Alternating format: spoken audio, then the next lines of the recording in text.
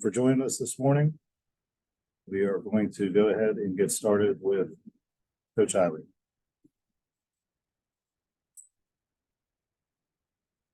Yeah.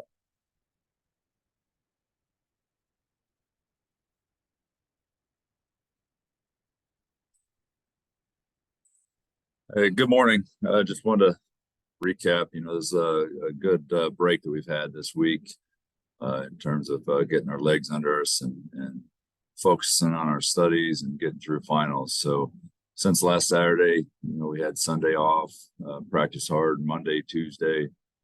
Yesterday we had another off day. It was a loaded day with finals. So got those things knocked out and Thursday today, I guess, we go back to work and focus on UMass. Tomorrow we'll travel out to Springfield, practice out there and have a shoot around as well on Saturday. So we still got 2 days to prep for UMass and a friendly foe, so to speak. Someone I really look up to and someone I've worked with in Frank Martin, a person that I value a lot, and his friendship and his loyalty over the years, and someone I've learned from as a young GA working at Kansas State with him and our staff there at Kansas State. So looking forward to that matchup and excited to see him and some friendly faces there. As concerning yesterday, everyone saw the ruling that came out of the U.S. District Court.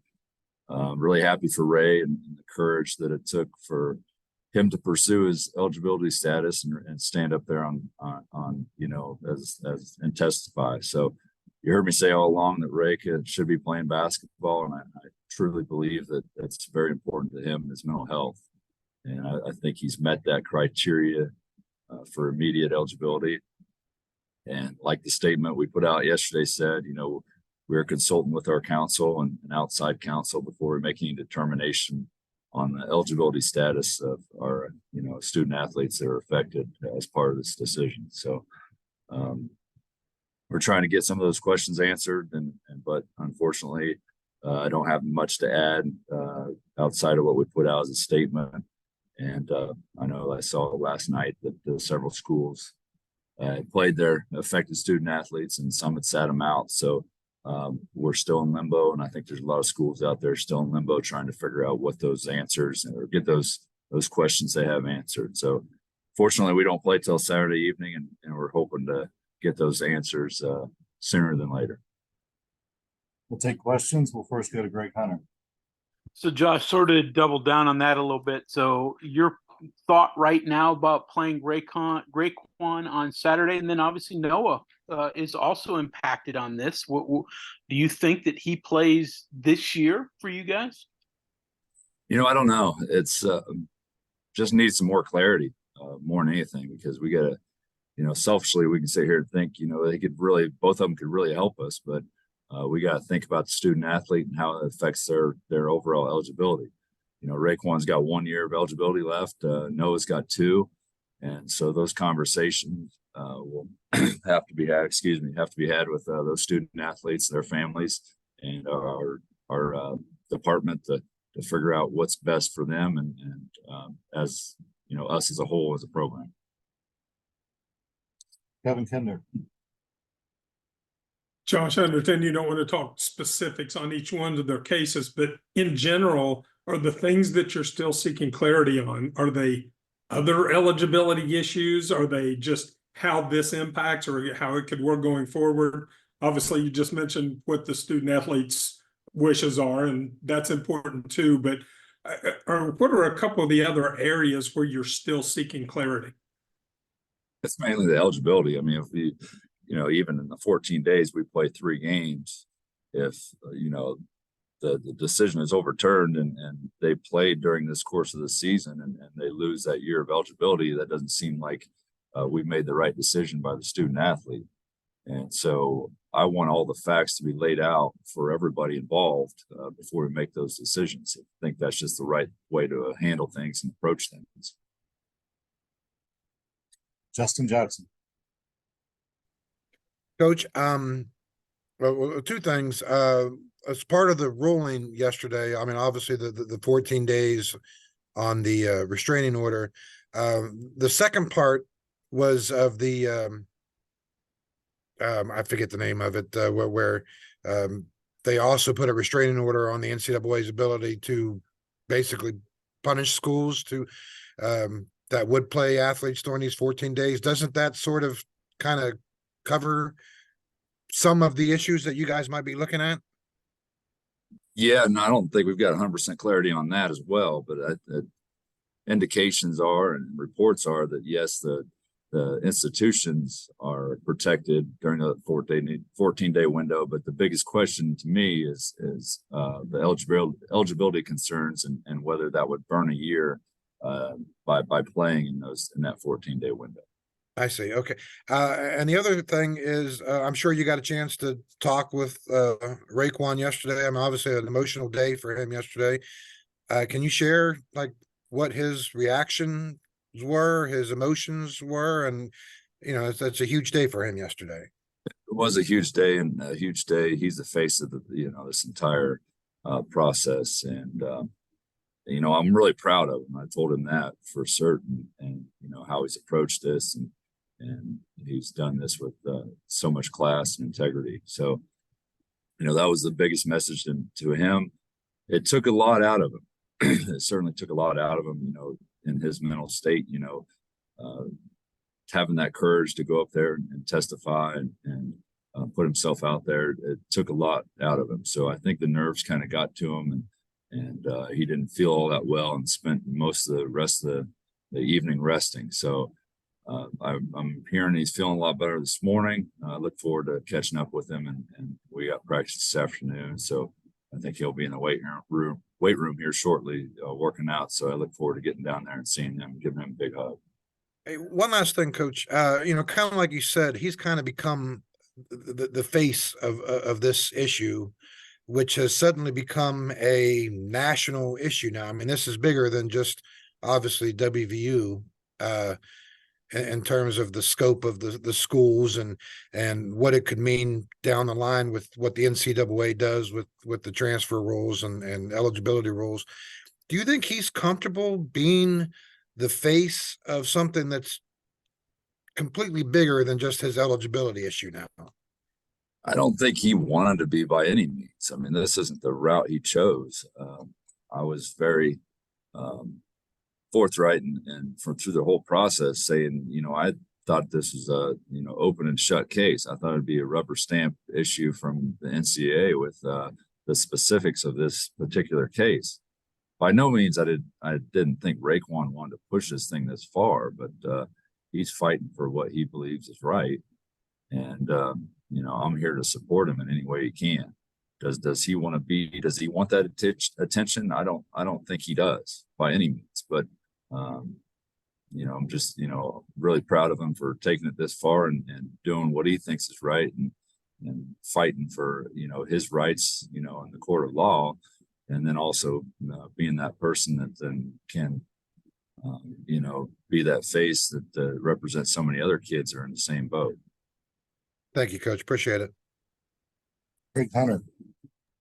Josh, obviously Kerr comes back Saturday as well. You may have RaeQuan and Noah. So how are you guys different as a team? What style is different? And will it take a little while to sort of get everybody to meld together?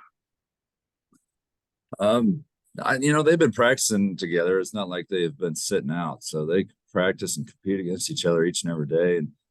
And I switch up those rosters whenever I can to make it as competitive as possible. So it's not like they've been sitting out and haven't been able to practice. So I don't see that as a huge issue. From every indication of encounter I've had with all the rest of the guys, I mean, they're ultra excited. I mean, those guys are really close. It's a close knit locker room. So everybody cheers each other on and wants to be a part of a winning program. And they know having depth and having our weapons, at our disposal is certainly going to help us do that. So I don't see any issue trying to get everybody on the same page and clicking on all cylinders. Now, in terms of getting that game day rust, I mean, it could be an issue. because I mean, they've missed 9 games. So, Kerr got a chance to play a couple, with our close scrimmage and George Mason, but Noah and Ray, if they're eligible to play, they haven't got that game time experience for quite some time. So that would be the only issue that I see. But those guys, like I said, they compete each and every day in practice, and they've been ultra competitive and ultra locked in every single day. It's not like they're going through the motions by any means. So I'm excited for their opportunity if that presents itself. So if all 3 of those guys are playing, how different is your style from what we've seen in the first 9? Yeah, I think it's a lot faster. I mean, we were really, we had to, by default, had to really slow everything down to be competitive, and with our lack of depth. So, we're still transitioning a Cook back, so that gives us depth that, in the forward position. And if we had Noah and Ray with depth the guards, I mean, we're gonna have a lot fresher legs out there. So I anticipate playing a lot faster than we have in this first 9 games. So, and certainly it's a lot easier as a coaching staff to hold guys accountable to what they need to be doing out there if you got people to replace them. Mike Casaza. Hey Josh, how are you? Good. How are you, Mike? Good, man. Just kind of a strange question, but are you just looking forward to practice today? This seems like a unique day in your tenure. It's actually good news. It's been the opposite for a while, and I think I actually see a smile on your face right now too, which has been. Yeah, I mean, I woke up. I didn't sleep all that good, and mainly because you just sit there and think through all the scenarios and try to manage them all from a coaching perspective, and it's a good problem to have. So, I'm cautiously optimistic, but it does give you rebirth or relife, so to speak. And when you sit down in a coach's meeting and you start thinking about the different scenarios and options you have, it certainly puts a smile on everybody's face in the room. And so it gives us some new life, and we're excited about the possibility. Now, like I said, cautiously optimistic, but we hope we're going in the right direction, and we have closer to what we consider a full roster. And then just to kind of put you on the spot, if you don't mind, you're in this position now where you can take transfers, and you never know if they're going to play or not. But if you had a say in the matter, if you could write the rule book, how would you handle transfers legislatively? I personally, I mean, I think they, just like any coach can leave at any given time. I mean, I think it's to their discretion if they want to leave a program. I believe they have the right to do so. And I've said over the years, if kids don't want to be here, it's hard to coach them. So if they're not happy with where they're at, what's the point in trying to force the issue? But then once they join your team, I'm sorry, Mike. Go ahead. No, just once they join your team, the whole eligibility matter, that's quite a bird's nest, I understand. But the year in residence has maybe competitively good things, but it can also ensnare people for the wrong reasons, as you found out. Any idea like how you would handle that?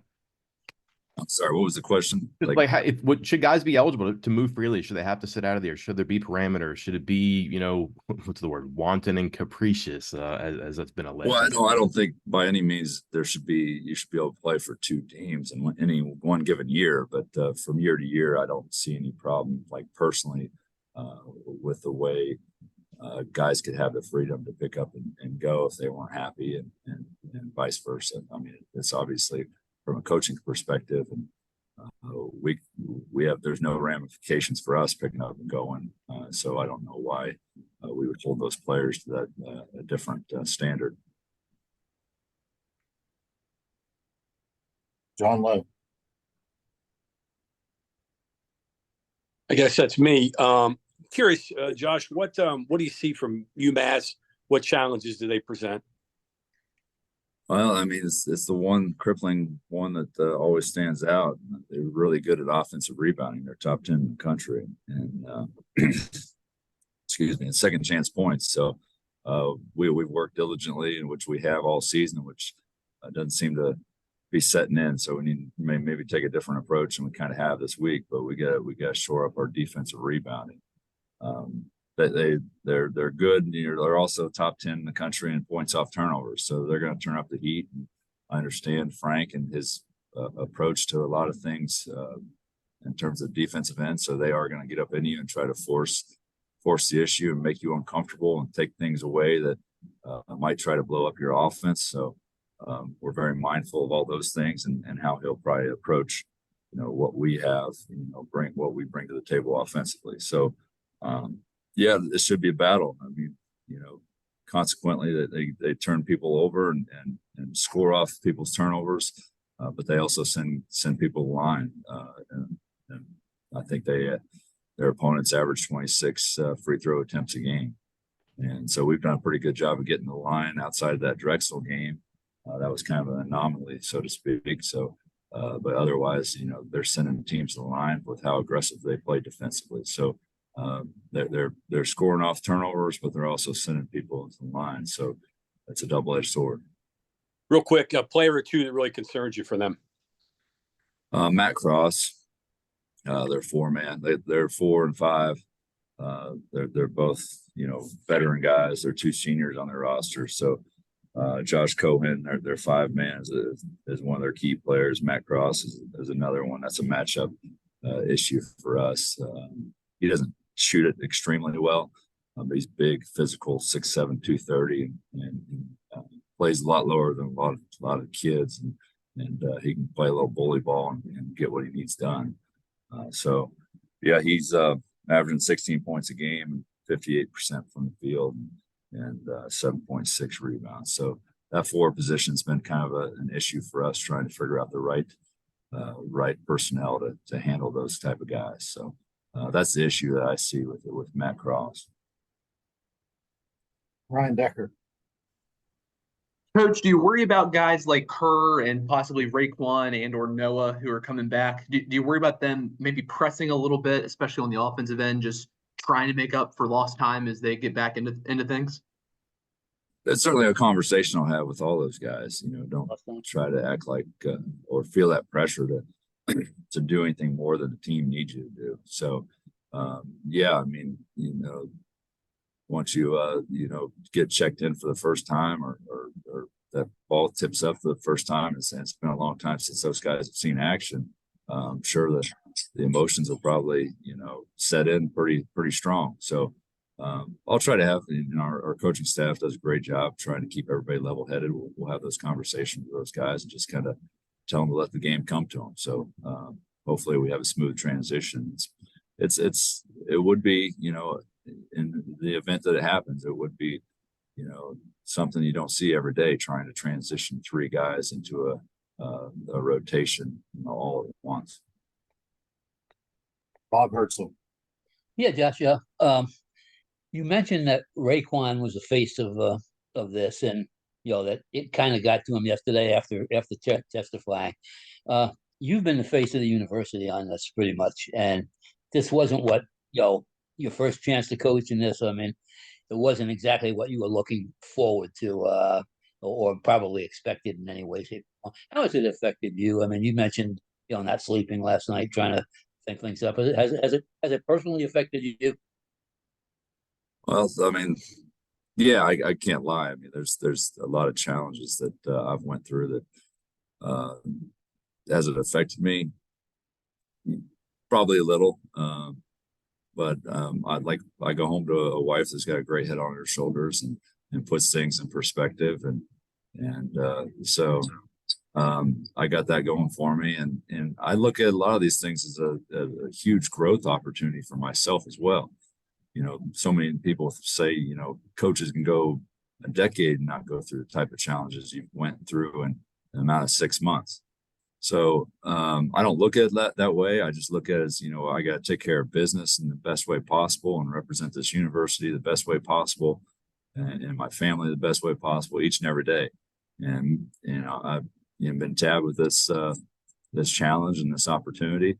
And what I need to do is just make as good of decisions each and every day that puts us in this position to be successful.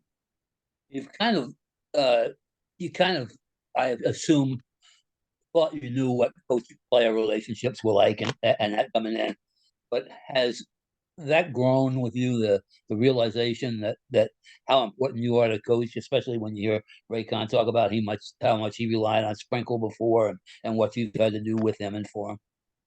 Yeah, it's definitely taken it to a new level. I mean, it's one thing to be an assistant coach and have those relationships, or support staff and have those relationships, but the relationship goes to a whole new level, especially when you're fighting tooth and nail for a kid that 100% deserves to have the opportunity to express himself on the floor and the name of competition. So we've come together, and it was a very natural relationship from day one. If we're speaking about RaeQuan specifically, and that's not just RaeQuan. I mean, I've built great relationships with each and every one of these guys on our roster. So, but RaeQuan's situation is different and unique, and from day one we kind of hit it off, and we had that we had our ties and our history and how we kind of had to navigate some of those issues. So, it's you look at so many of these kids and you care so deeply about them and just want them to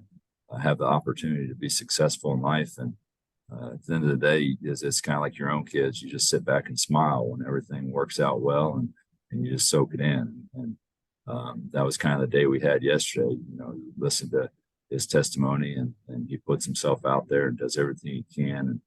And we as an institution, as a coaching staff, have fought tooth and nail to make things right by RaeQuan. So days like that are rewarding, and you look back and you just smile and hope things work out even further in his way, because he is an outstanding human being. It's a pleasure to coach each and every day, and those are the guys that you're happy to do so, and stand side by side with. John Lowe.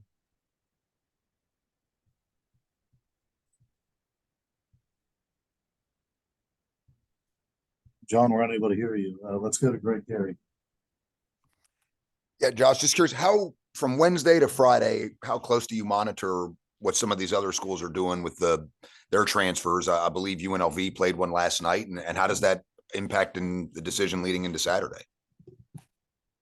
Well, every situation's different. I mean, the UNLV might, have had that conversation and understood the risks and associated with that conversation, and they chose to do so. So I'm not going to make a rash decision that will affect a kid's future by any means without knowing all the facts and details. So there has been a lot of phone calls and late night calls with coaches that understand that we're at the forefront of this battle with RaeQuan. So they've called and asked our advice, and that's, we're all kind of in the same boat.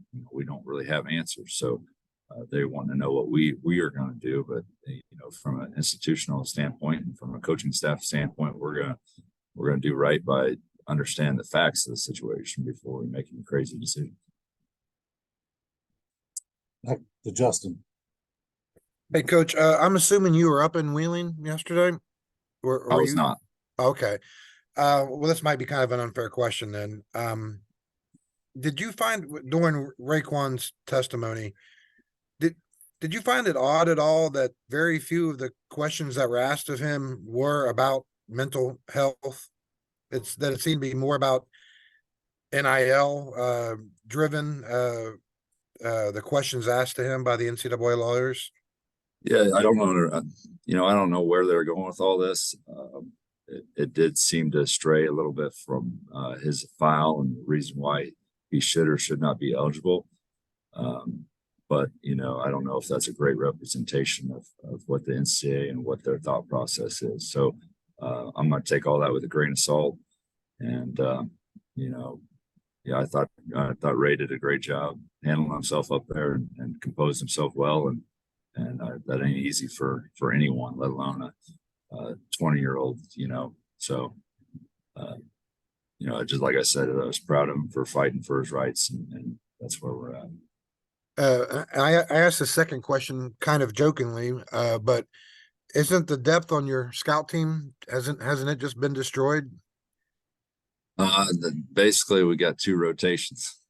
So, as a coach, you kind of want 2 of everything. You can just every time you guard their stuff, you got to flip offense to defense, and you got 2 scout teams. So that's kind of the way it's supposed to work. But we're getting closer to that point as we speak. And then one last thing, Kerr, what's he been like this week? I mean, obviously I know, it's finals week. So, I mean, has this been kind of with that in mind, has it been kind of a rough week for him to, transition into, becoming a player now? I don't see that. I mean, I think he's turned it up a notch. He understands that it's coming, and not that he didn't compete each and every day, but you can see it in his eyes that he's going to be able to compete under the lights now. So he's excited, and he's excited to run the show, and it's what we brought him in here to do. So I think everybody's just holding their breath, waiting to get this Saturday so we can throw that ball in the air and get everybody out there competing. Is it fair to say that the Kerr that you have out there on Saturday is the Kerr you want, or the Kerr that you anticipated to always? Well, I don't know what his game legs are going to be like. Okay, right. It's just it's different than a Cook. A Cook had to sit out a number of weeks, and we had to kind of transition him back. So Kerr's practice each and every day, but he has missed those game reps, which game reps and practice reps, especially when you're playing every second or third day, can be a lot different. But he's done all that extra work, working on his game, and makes up all that mileage that he misses in the games by working with our strength and conditioning coach each and every day to shore all that up. So I don't anticipate him having too much of a problem transitioning. Okay, thank you, Coach. Appreciate it. Well, if there are no further questions, we will end with Mike Casazza. Josh, I just want to make sure I have all this straight. Have you asked the NCAA for like concrete, black and white, what happens if, or are you just waiting for them to give you an edict? Like, how does this go right now? I understand like what you want to hear, but like, have you asked them? Are you just waiting on them, or is even that? I think there's a lot of schools that have asked that exact question. So I don't want to say I anticipate today, but I think it'd be shameful if we didn't hear by today or tomorrow some exact clarification, because there are a lot of people that are affected as part of this rule. All right, thanks. Thanks everyone for calling in. Appreciate it.